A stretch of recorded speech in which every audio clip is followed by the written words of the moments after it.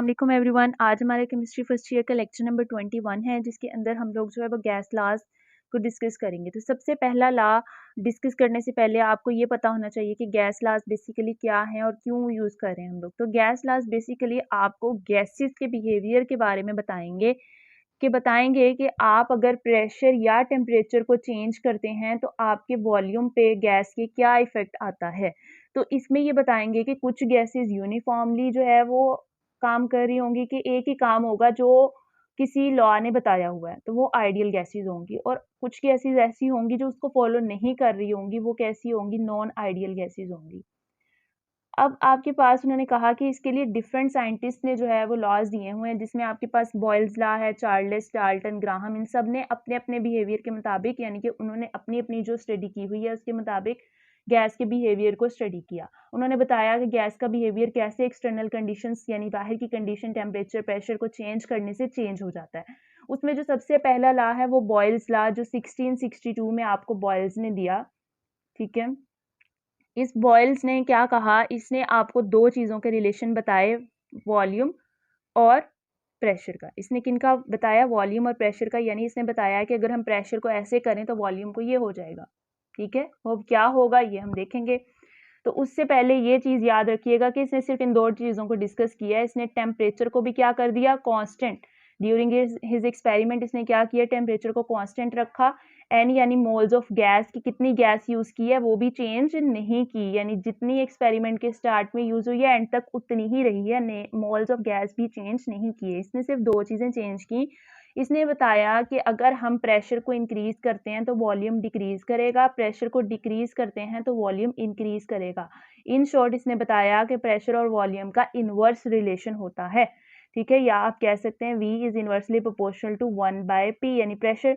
उसके बाद इसने क्या बताया, इसने ये बताया, अब इसको आप अगर रेट कांस्टेंट V अब इधर रहे, इसको इक्वल का साइन लगाएंगे तो यहाँ पे एक प्रोपोर्शनैलिटी कांस्टेंट आएगा और नीचे आएगा P। आप इसको यहाँ ले जाएं तो ये बनेगा VP is equals to K।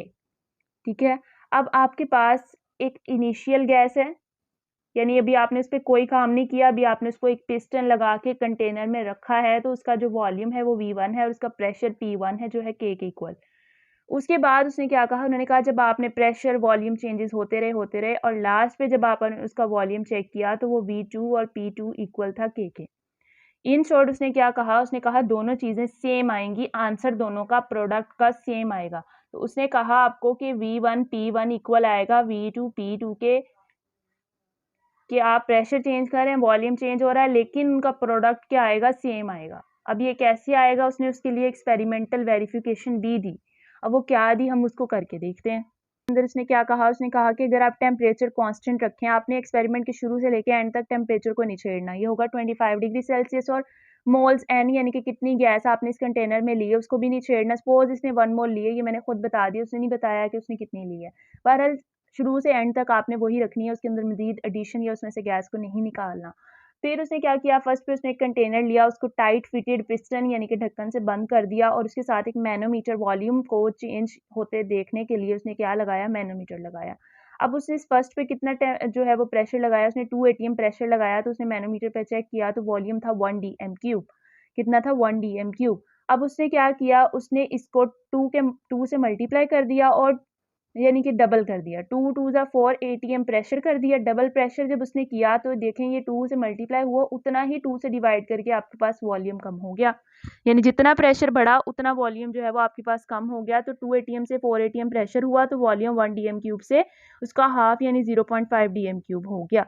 आप इन शॉर्ट कह सकते हैं कि ये 2 से मल्टीप्लाई हो गया और ये 2 से डिवाइड हो गया।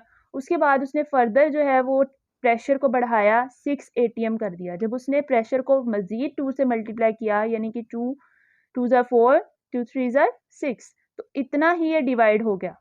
तो अब ये चीज़ समझ आई कि इनिशियली जो था वो था P1 V1, फिर आपके पास ये है P2 V2 और ये है P3 V3। अब उसने एक चीज़ आपको कही थी, उसने कहा था कि P1 V1 P2 V2 के इक्वल आना चाहिए, या P3 V3, यानी ये सारे के सारे का प्रोडक्ट सेम आना चाहिए, K यानी कि सबका K सेम है। अब वो कैलकुलेट हम करके देखते हैं कि क्या उसने सही कहा था। तो आपके पास यहाँ पे प्रेशर क्या है, P1 V1 हम पहले कैलकुलेट कर लेते हैं, फिर हम P2 V2 करेंगे और फिर हम P3 V3 कर लेंगे। P1 आपके पास क्या था पहले 2 ATM था और उसके साथ आपके पास V1 क्या था 1 DM³ आपके पास आंसर क्या आया 2। P2 V2 क्या था P2 आपके पास था 4 ATM और आपके पास V2 कितना आया था 1/2 आप इसको सॉल्व करें आपके पास आंसर आएगा 2। फिर आपके पास P3 में आपने प्रेशर बढ़ा दिया था 6 और वॉल्यूम क्या हो गया था 1/3 ये देखें ना 3 टाइम्स 1/3 अब ये 1/2 1/3 इसको 3 से मल्टीप्लाई किया तो 3 पे ही डिवाइड कर दिया ये आपके पास वॉल्यूम। अब आपने देखा कि तीनों का रिजल्ट क्या आया सेम तीनों का रिजल्ट क्या आया सेम तो आपके पास ये ला वेरीफाई हो गया। लेकिन ये चीज़ याद रखें कि ये ला पीवी कांस्टेंट सब के लिए तब आएगा अगर वो आइडियल गैस बिहेवियर शो कर रही है जो बहुत कम गैसेज शो करती हैं जो हायर एटॉमिक मास वाली गैसेज होती हैं वो mostly non ideal behaviour show करती हैं। ठीक है अब इसके लिए आपके पास एक एग्जाम्पल है बुक की एग्जाम्पल नंबर 1 कि अगर आपको P1 V1 equal P2 V2 में से कोई 3 चीज़ें दी हों तो आप चौथी चीज़ जो है वो उससे फाइंड कर सकते हैं। अब है बुक की एग्जाम्पल नंबर 1 जिसमें उन्होंने आपको क्या कहा उन्होंने कहा कि आपके पास P1 V1 P2 V2 formula है इसमें से कोई 3 चीज़ें आपको दी हों तो आप चौथी चीज़ जो है वो फाइंड कर सकते हैं। अब उन्होंने आपको गिवन में क्या क्या दिया है उन्होंने आपको दिया है V1 वॉल्यूम इज 10 DM³ फिर उसके बाद उन्होंने आपको T1 दिया है टेम्परेचर इज 0 डिग्री सेल्सियस तो सेल्सियस को आप केल्विन में कन्वर्ट करना चाहें तो आपको 273 के साथ इसको प्लस करना पड़ेगा तो ये बन जाएगा 273 केल्विन। अब उन्होंने आपको P1 दिया है प्रेशर जो दिया है वो है 2.5 ATM। उसके बाद आप देख लें V2 T2 और P2 V2 जो उन्होंने आपको दिया है वो उन्होंने आपको कहा है कि हमने नहीं दिया आप इसको फाइंड करें टेम्परेचर वही रहेगा। आपको पता है कि जो बॉयल्स लॉ है उसके अंदर टेम्परेचर कांस्टेंट होता है तो ये P1 during first initial condition भी यही रहेगा और एंड तक भी आपका टेम्परेचर यही का यही रहेगा। अब प्रेशर जो है वो उन्होंने चेंज किया है प्रेशर उन्होंने कर दिया है 2 ATM 2.5 ATM से कम किया है प्रेशर। तो अब आप इसको सॉल्व करें आपके पास फॉर्मूला है P1 V1 equal P2 V2 आप सारी वैल्यूज़ को यहाँ पुट कर दें।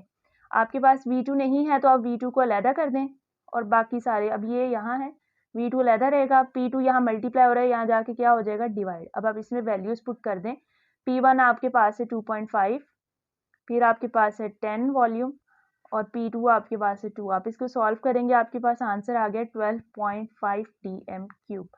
12.5 DM³। अब आप देखें कि आपके पास प्रेशर क्या हुआ था कम यहाँ से यहाँ जाते हुए प्रेशर क्या हुआ है कम और वॉल्यूम 10 से क्या हो गया बढ़ गया है वॉल्यूम क्या हुआ है 10 से बढ़ गया है। तो ये आपको होपफुली समझ आ गई होगी। अगर आप इसको फर्दर भी चेक करना चाहते हैं तो आप क्या करें आप मैच करके देख लें कि आपका आंसर सही आया। आप क्या करें कि P1 की वैल्यू आपके पास क्या आई वैसे बुक का पार्ट नहीं है ये आपको एडिशनल बता रही हूँ कि आपके पास अगर आप चेक करना चाह रहे हैं कि आंसर सही आया तो इस फॉर्मूले में ना चारों वैल्यूज लगा के देखें अगर दोनों साइड्स इक्वल आ गई इसका मतलब आपका आंसर ठीक है। तो P1 आपके पास था 2.5 और V1 आपको था 10 आपका था 10। अब P2 आपके पास क्या निकला है 2 ATM है और V2 आपके पास निकला है 12.5 आप इसको मल्टीप्लाई करें आपके पास आंसर जो है वो सेम आएगा बोथ साइड्स पे। तो होपफुली आपको जो है वो समझ आ गई होगी। थैंक यू सो मच आज के लिए बस इतना ही। अगर किसी का कोई क्वेश्चन है तो वो पूछ सकते हैं। अल्लाह हाफिज़।